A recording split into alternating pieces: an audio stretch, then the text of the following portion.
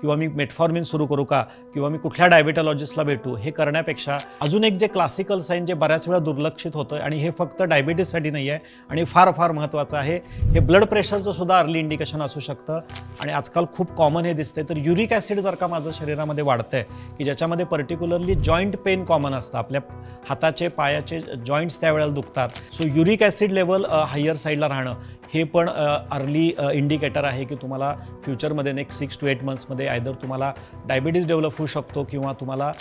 Blood प्रेशरकडं पण तुम्हाला हे दुखणं घेऊन जाऊ शकतो. सो अजून एक जे कॉमन साईन आहे जे पर्टिक्युलरली आपण इग्नोर करतो, सतत जर का मला केस गळणं, स्किनमध्ये रुक्षता,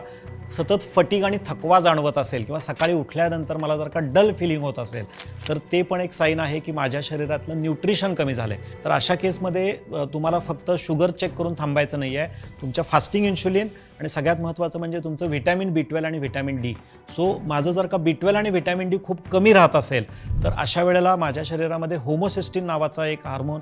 माझ्या शरीरामध्ये एन्झाईम असतं ते वाढायला सुरुवात होती आणि हे जे होमोसिस्टिन आहे हे अर्ली इंडिकेटर आहे डायबिटीस किंवा प्री डायबिटीस.